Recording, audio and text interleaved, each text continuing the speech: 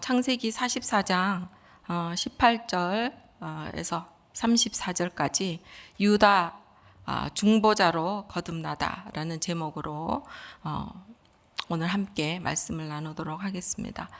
본문의 이해를 좀 돕기 위해서 먼저 앞에 있는 42장 또 43장, 44장의 전반부에 있는 내용을 간단하게 좀 요약하고 지나가도록 하겠습니다. 창세기 42장에 보면은 가나안에도 극심한 또 기근이 임하게 됐죠. 그래서 베냐민을 제외한 야곱의 아들들이 이제 애굽으로 가서 곡식을 구하기 위해서 1차 방문을 하게 됩니다. 이때 애굽의 청년이었던 요셉은 자기 신분을 감추고 그들을 형제들을 정탐꾼으로 의심을 하면서 니네들이 정탐꾼이 아니라는 것을 증명하기 위해서는 너희의 막내 동생 베냐민을 데리고 와야만 한다라는 조건을 겁니다. 그리고 시므온을 볼모로 잡게 되죠. 자, 43장에서는 이제 2차로 애굽으로 양식을 구하러 가게 되었을 때 야곱은 베냐민을 따라 보내지 못한다고 하는 그런 이유를 계속적으로 강조를 하고 있습니다. 이에 대해서 유다는 만약에 베냐민에게 위험한 일이 생긴다고 한다면 내 자신이 그 아이의 목숨을 대신하겠다고 하는 그런 다짐으로써 야곱을 설득한 다음에 베냐민을 데리고 애굽으로 가게 됩니다. 애굽에 이제 도착한 후에 이 야곱의 아들들은 요셉에게 융숭한 대접을 받습니다. 그리고 또 곡식을 또 쉴 수 있는 만큼 많이 싣고 정말 평화로운 마음으로 이제 아버지의 집으로 돌아가고 있을 때 돌연 요셉의 청지기들의 추격을 받게 됩니다. 급기야는 베냐민의 그 곡식 자루에서 요셉이 사용하던 그 은잔이 발견이 되게 되고 그들은 커다란 충격과 두려움을 안고 다시금 요셉 앞으로 돌아오게 됩니다. 바로 은잔의 시험이 이제 시작이 된 것입니다. 그 당시 상황이 어떠했는지 우리 창세기 44장 16절과 17절을 한번 읽어보도록 하겠습니다. 네, 16절입니다. 유다가 말하되 우리가 내 주께 무슨 말을 하오리까? 무슨 설명을 하오리까? 우리가 어떻게 우리의 정직함을 나타내리까? 하나님이 종들의 죄악을 찾아내셨으니 우리와 이 잔이 발견된 자가 다 내 주의 노예가 되겠나이다. 17절 요셉이 이르되 내가 결코 그리하지 아니하리라. 잔이 그 손에서 발견된 자만 내 종이 되고 너희는 평안히 너희 아버지께로 도로 올라갈 것이니라. 유다는 자기 자신의 죄를 인정할 뿐만 아니라 이것을 공동의 책임으로 이제 책임을 지고자 하는 마음으로 잔이 발견되었던 그 베냐민을 포함해서 다른 형제들도 다 같이 노예가 되겠다고 이야기를 합니다. 그러나 요셉은 다 그렇게 할 필요가 없고 그 잔이 발견된 베냐민만이 이제 노예가 될 것이고 너희는 평안히 아버지께로 올라가라고 이야기를 합니다. 그런데 결코 베냐민을 여기 애굽에 두고 떠날 수는 없었죠. 그래서 유다는 이제 매우 공손한 태도와 또 진정성 담긴 말로서 이제 탄원을 시작하게 되는데 이 오늘의 본문은 고도의 수사학적인 그런 문체로 또 잘 구성된 높은 문학적 가치를 가지고 있습니다. 그리고 구약에서도 가장 아름답고 또 감동이 있는 내용으로 손꼽히고 있는 부분이기도 합니다. 자, 오늘 본문을 세 단락으로 나누어 볼 수 있는데요. 18절에서 24절, 그리고 25절에서 31절, 그리고 32절에서 마지막 34절까지로 나눌 수가 있습니다.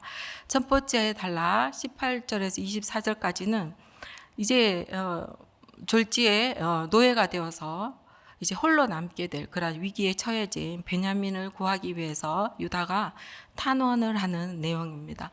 그리고 25절에서 31절은 만약 베냐민이 우리와 함께 가지 못할 경우 아버지가 겪게 될 깊은 슬픔에 대해서 호소를 하고 있는 장면입니다. 그리고 32절에서 34절까지는 베냐민을 대신해서 내가 담보물이 되겠다고 하는 그러한 것을 자처하는 그런 부분으로 나눌 수가 있습니다. 이제 본문 18절을 다시 돌아가도록 하겠습니다. 제가 읽도록 하겠습니다. 유다가 그에게 가까이 가서 이르되 내 주여 원하건대 당신의 종에게 내 주의 귀에 한 말씀을 아뢰게 하소서. 주의 종에게 노하지 마소서. 주는 바로와 같으심이니이다. 자, 여기서 처음에 유다가 그에게 가까이 가서 이르되, 이야기하기 전에 오라고 하는 감탄사가 원문에는 있습니다. 지금 우리가 개역 개정에는 없지만 오 내 주여 원하건대 제발 당신의 종에게 내 주의 귀에 한 말씀만 하게 해주십시오. 이렇게 애원을 하고 있습니다. 유다는 계속 요셉을 주로 계속 이제 높여서 부르죠. 그리고 최고의 격상된 호칭으로 또 바로와 같으신 분입니다. 당신은 바로와 같으신 분입니다라고 말함으로써 청리의 그 환심을 살 뿐만 아니라 반대로 자기들은 그 주의 종의 종으로서 이렇게 겸손하게 낮추면서 자신들을 제발 불쌍히 여겨달라고 하는 그런 간청을 하고 있습니다. 19절부터 24절까지는 애굽의 1차 방문에 관한 내용인데요. 이제 42장에서 요셉과 나누었던 그런 대화를 다시 복귀하고 있습니다. 이제 19절에서 24절까지를 제가 뜻을 조금 풀어서 읽어보도록 하겠습니다.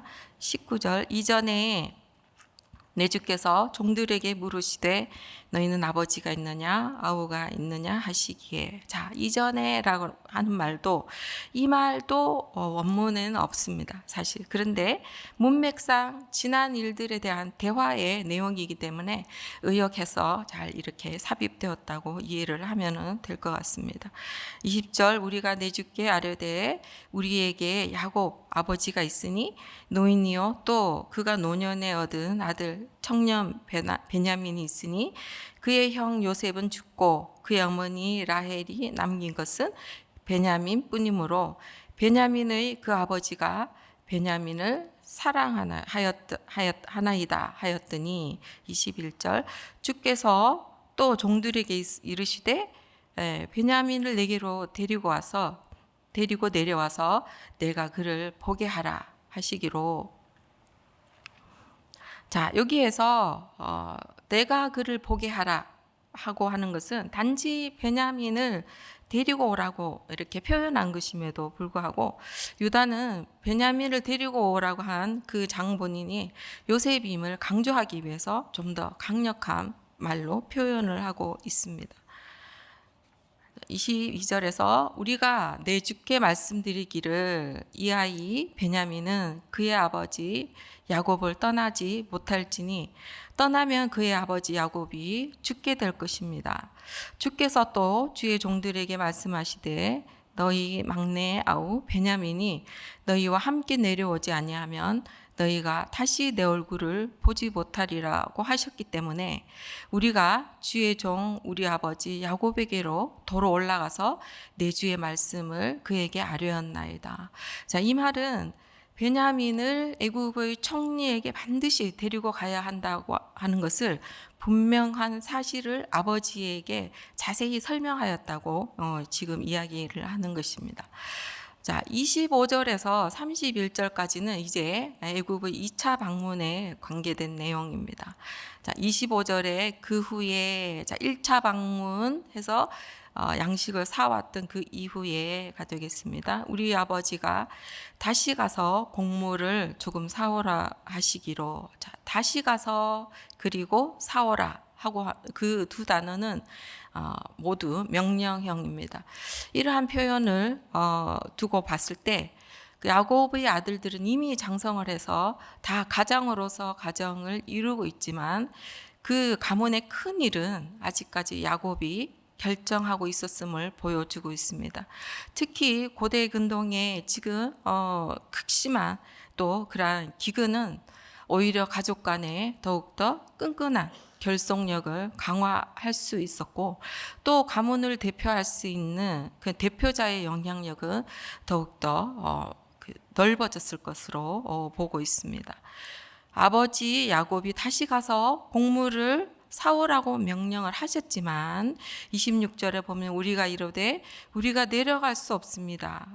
우리 막내 아우 베냐민이 함께 내려가면은 내려갈 수 있겠지만 막내 아우 베냐민이 우리와 함께 가지 아니하면 애굽의 총리의 얼굴을 볼 수 없기 때문에 우리는 내려갈 수 없습니다. 이렇게 이야기를 하고 있습니다. 27절에 우리 아버지 야곱이 말하기를 우리에게 이르되 너희도 알거니와 너희도 알고 있지 않느냐 내 아내 라헬이 나에게 두 아들을 낳았는데 요셉과 베냐민을 낳았는데 하나는 요셉은 내게서 나갔으므로 내가 말하기를 틀림없이 찢겨 죽었다 하고 내가 지금까지 그 요셉을 보지 못하거늘 너희가 이 아이 베냐민도 내게서 데려갔다가 만일 재해가 그 베냐민에게 미치면 나의 흰머리를 슬퍼하며 스올로 내려가게 하리라 하니. 자, 야곱은 실제로 요셉이 짐승에 의해서 찢겨서 목숨을 잃었다고 알고 있기 때문에 너희가 이 베냐민도 내게서 데려갔다가 만일 재해라도 당하면 너 어떡할 거냐고 하는 겁니다. 여기에서 이야기하는 재해는 치명적인 사고, 즉 사망, 죽음을 의미하는 단어로 사용되고 있는데 아마 야곱은 그의 아내 라헬이 출산을 하다가 목숨을 잃은 것과 또 요셉이 불의의 사고로 또 죽은 일을 기억하면서 자신이 베냐민을 더 철저하게 지키지 않는다고 한다면 또다시 불행한 사고를 당할지도 모른다고 하는 그런 생각을 떨쳐버리지 못하고 살아가고 있는 것입니다. 당시 야곱의 나이는 130세로서 실제로 그의 머리는 하얗게 흰머리로 변해 있었겠지만 야곱은 그의 아들들에게 자신의 나이를 강조하면서 그들로 하여금 자신에게 대한 동정심과 또 효심을 갖게 하려는 의도에서 나의 흰머리라는 표현을 사용하고 있습니다.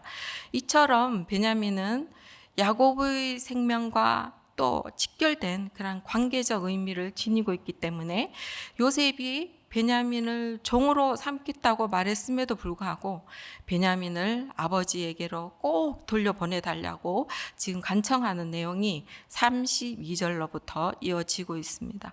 네, 32절에서 34절 말씀을 제가 또 읽도록 하겠습니다.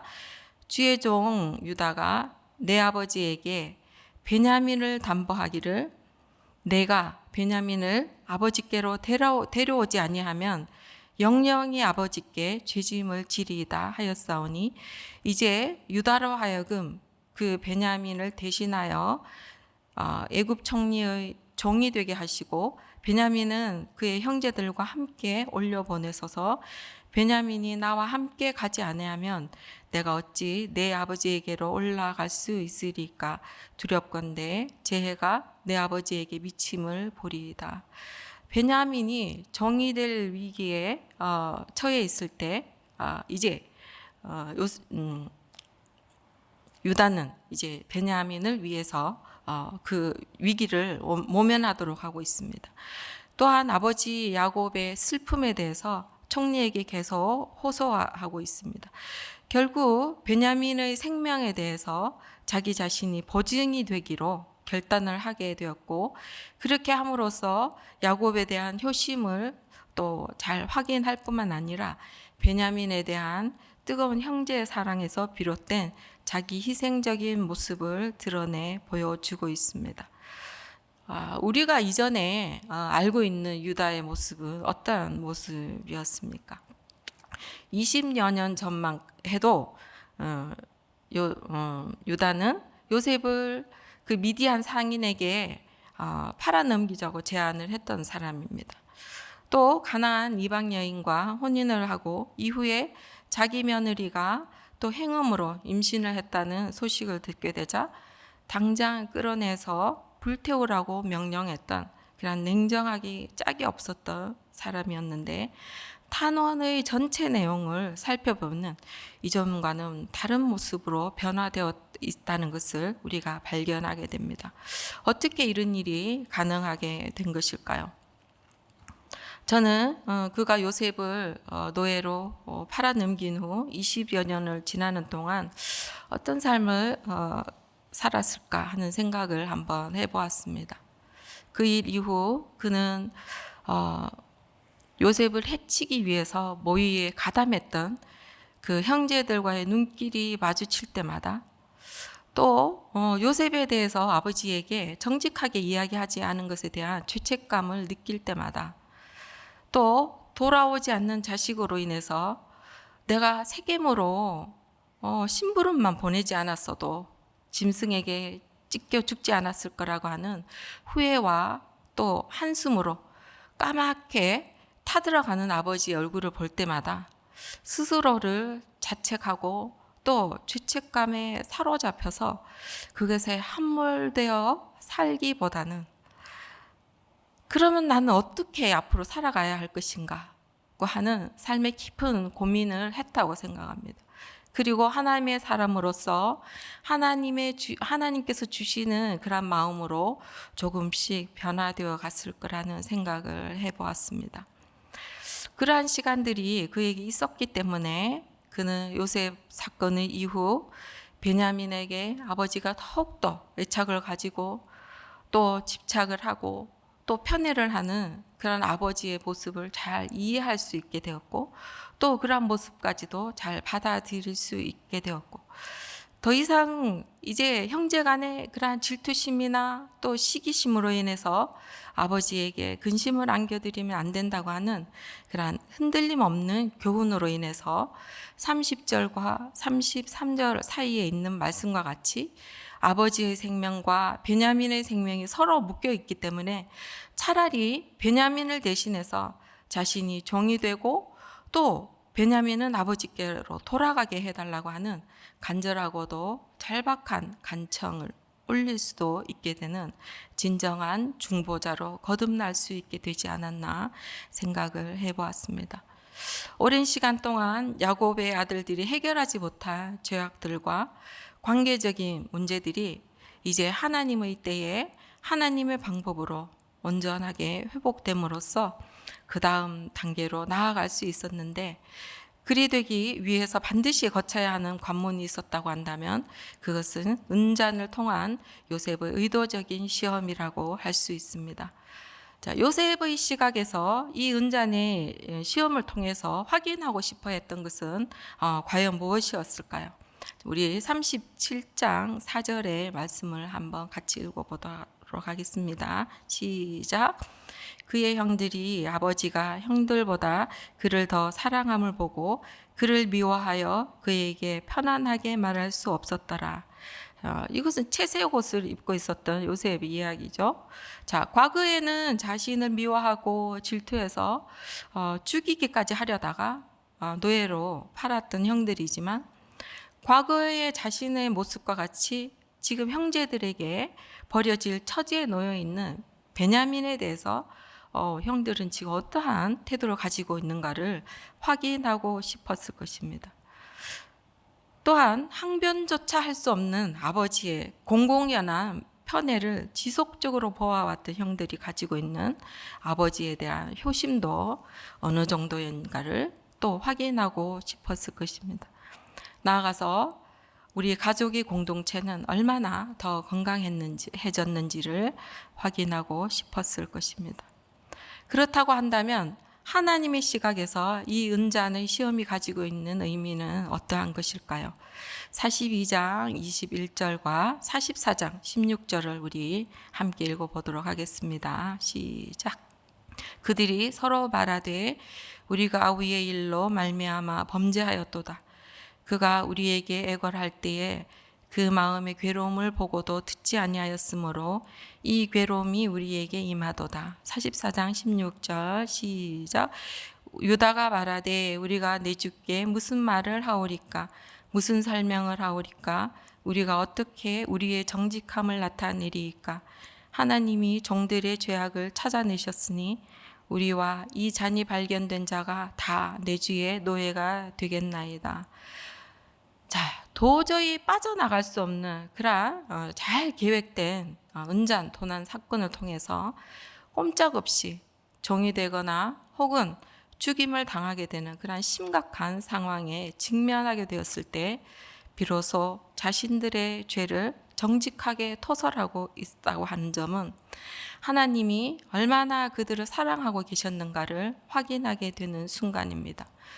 자신들의 힘으로는 도저히 해결할 수 없는 고난에 앞두었을 때 요셉의 형제들은 낙심을 하거나 또는 누명을 벗기 위해서 어떤 변호단들을 선임을 하거나 또 대책회의를 소집하거나 이렇게 하지 않았습니다. 옷을 찢으며 자신들이 저질렀던 과거의 죄를 들추신 하나님 앞에서 자기의 죄를 인정할 뿐만 아니라 닥친 고난을 자신들의 악행과 연결시킬 만큼 그들은 영적으로 성숙해져 있었고 다른 형제들을 위해서 자신을 희생하고자 할 만큼 인격적으로도 성숙해져 있었습니다. 이 시간 고난을 대하고 또 고난을 해석하는 우리의 신앙과 인격적인 태도는 어떠한지, 하나님이 우리를 다루실 때 고통스럽지만 우리의 연약함과 죄악을 인정함으로써 하나님과의 사랑을 새롭게 시작하게 된 가슴 벅찬 순간이 우리에도 있었는지 한번 돌아보는 시간이 되었으면 좋겠습니다.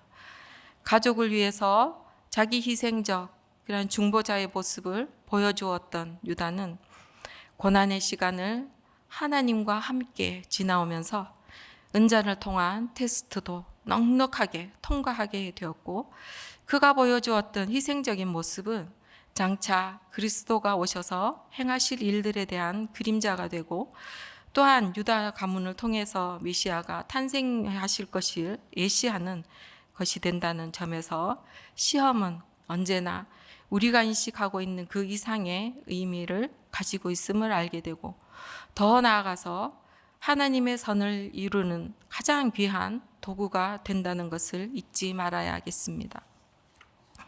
하나님은 하나님이 정하신 장소와 시간 그리고 방법으로서 요셉은 요셉대로 또 유다와 그의 형제들은 형제대로 만지시고 다듬어 가심으로써 본래 하나님께서 가지고 계셨던 하나님의 뜻과 계획을 아름답게 이루어가고 계셨던 것처럼 지금 우리 모두의 삶도 아름답게 빚어가고 계심을 믿습니다.